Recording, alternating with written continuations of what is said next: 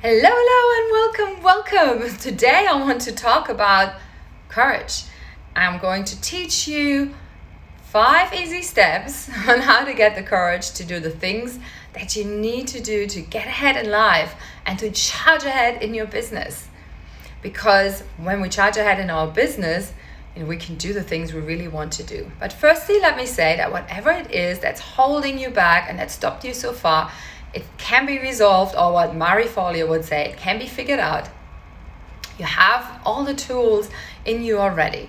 All right, so if you're new here, my name is Susanne McAllister, and I help ambitious women to get the life and business of their dreams, to stop overthinking and anxious thoughts, to figure out the blocks that they have and what's holding them back, and then to resolve them in joy and in harmony to become unstoppable. This is why my coaching program is called Unstoppable, and the method that I use.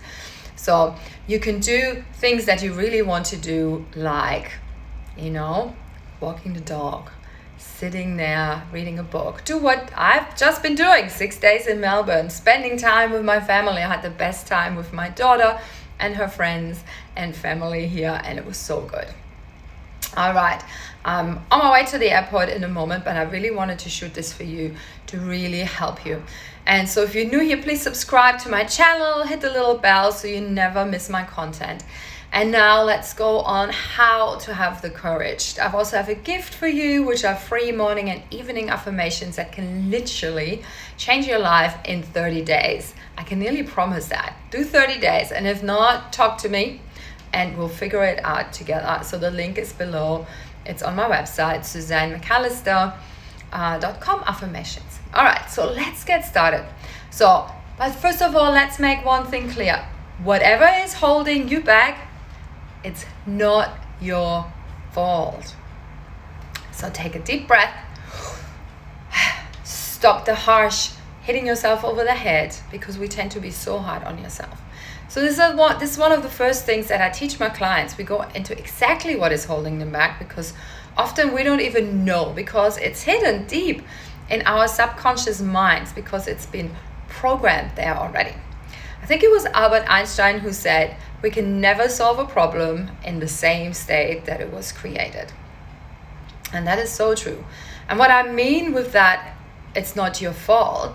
It's not like, oh, it's not my fault and this is an excuse for everything that I do wrong. It's not exactly what that is. This is about taking responsibility and learning about it. So whoever you are right now is a product of all the experiences that you had in your life up to this point. There are things you know about yourself and what's holding you back, and then there are things that you don't know yet, because we're all like these amazing computers. We're just better than computers. So we store our experiences and we make sense of them in our own way. And the tools and awareness we have at that moment. So at that moment that you had available, you used all of this.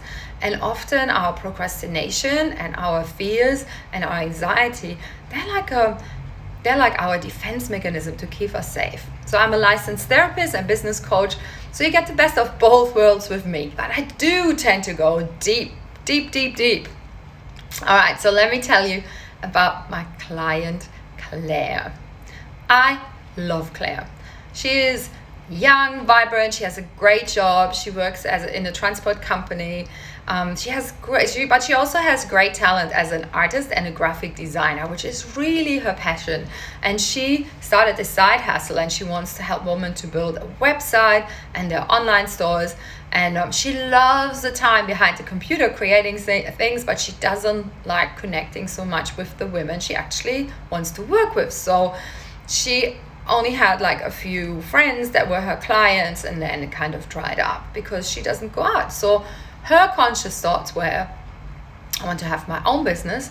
I will go to networking events. I'll start showing up on social media. I do these Facebook Lives and I show people, and this is how I get clients.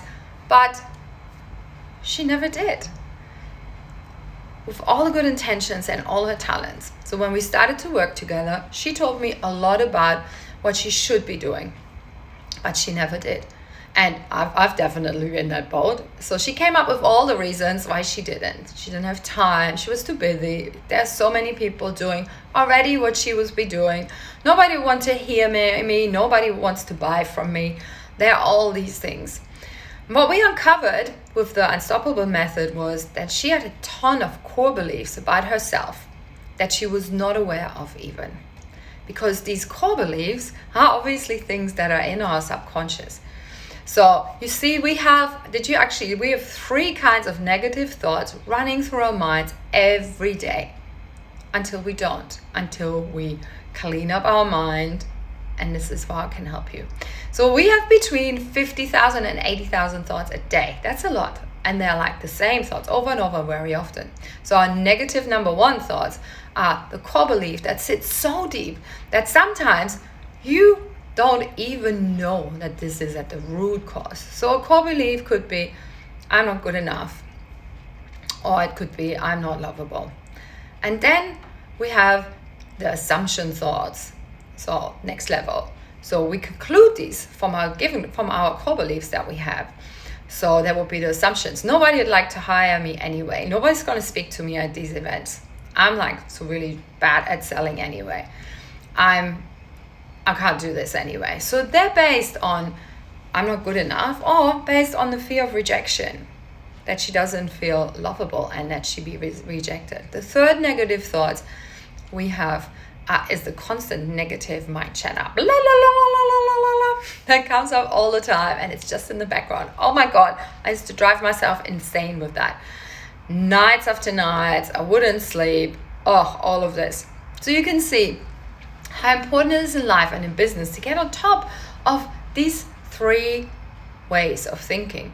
And this is why you need somebody to hold up the mirror and makes the invisible visible for you. But let me get through the things that you can do today on your own. So her thinking wasn't Claire's fault. It was a product of the sense that she made of the world when she was so small. You see, the belief how safe of a place the world is and how the world loves us is formed in the first 2 years of your life. Yeah, that is right. Can you imagine that? Like all the things that we do, the partners that we choose, how we show up in business, la la la. So let me repeat it to you. How safe the world is for us and how the world loves us is formed in the first 2 years of your life. In psychology, we call this our attachment style. And everything we do or believe is based on that. Whew. So in Claire's case, she had awesome parents. So it's not always like me, didn't grow up with my parents, so I had an anxious and avoidant attachment style. But she was raised by both her parents. They both worked hard. They both loved and they adore her. Her mom is a great lady, but she also has her thoughts of never feeling good enough. Her dad had come to Australia as a poor immigrant and he worked so hard to get, ahead for his family, to feed his family. And his way of motivating though was, which is like so old school, was like shaming. You're too stupid. You can't do this. Look at your brother. Your brother will do that. You're only a girl. So he was so old school. But can you imagine, like he was raised by somebody, by his parents, and then his parents were raised by somebody. And like you look back at these old generations. So they're just ways of being. We take over when we're little that we don't even know. But when we need to find out about them, right? But then we can change them and we heal them and we can reprogram our minds and we can do some mindset work. So it's all possible to heal this. As I said, we can figure this out. So in Claire's case, she never felt good enough and that she could do anything right for her mother. So she never put herself out there and always took the safe route. So this is how she ended in her job. Good job. But of course, who wouldn't want to be safe? We all want to feel safe. And this is how we choose these things. So we had our work cut out and firstly worked on healing her anxious attachment style before we could even start to send her on any meetings, or before we could even start to reprogram her thoughts and her mindset into thoughts that would create the feelings she needed to take the actions to take the results she wanted in her business. So that's right. That is right. So before we could even start to reprogram her thoughts into thoughts that would get her business, that would create the feelings. So we have to change our thoughts, to change our feelings, to change the actions that we're willing to take to get the results that we want in our business. So this is the work that we do. And this is one of the hardest things you can ever do. So let me get to the steps. So step number 1, become aware of your attachment style and start the healing process. There are lots of books out there, or shortcut and hire a coach or therapist like me to do this professionally. I mean, if you have a pain in the neck, would you go and study medicine to try and heal it yourself? Or would you just ring up and see a doctor and say, you're the expert here. How do I get there faster and safer? So ring me up, contact me. Number 2, reprogram your thoughts. So in my practice, I use tools and worksheets based on cognitive behavioral therapy, but you can make a head start today already with one of the little tips that we do and become aware of your thoughts that are not helpful. So these automatic thoughts. And we're not wasting our energy to judge ourselves, to beat ourselves up, to judge ourselves super harshly, to like, oh, here you go again, you're so stupid, blah, blah, blah. No, we don't do that. We give to ourselves what we wanted to receive. It's like you have this lovable little golden retriever puppy that needs love, and you need to give that to you. It's like you're starting to nourish and self-parent yourself. So when you catch yourself with unhelpful thoughts, that doesn't create value in your life or in your business, say stop in your mind. So I even lift my hand. I go like stop. So I might even do this when I'm in the car and I start these blah, blah, blah, blah. So I really say stop, and then I switch it and I replace it with a positive thought that is more helpful. So that's like one of the basic little cognitive behavioral therapy tools that you can use in coaching. So before we can charge ahead or go anywhere, we'll have to start with cleaning our mind, right?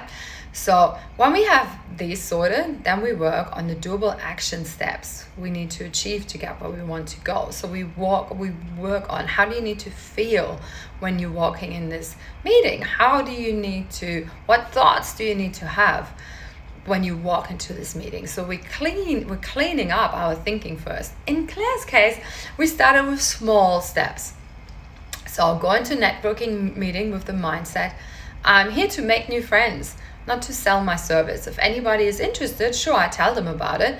But her chosen thought was, I'm going there to make new friends. All right. So not that threatening and courageous. So we chose a meeting that was close to a place. It had only 20 attendees. And so we role played in our sessions. We prepared her pitch, the thing that you say to people, like when they say, so what do you do? And we prepared it in a way that was helpful to the other person. She knew she could text me for encouragement if she needed me, but then she didn't.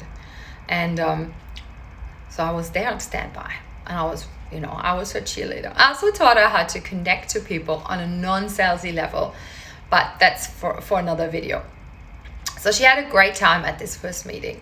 Now, she didn't sign a new client, but she did make a couple of new friends that she's going out for coffee that actually they're very successful business women, and I really liked her. So she's going for coffee, she's booked in again, and let's see where things go from there.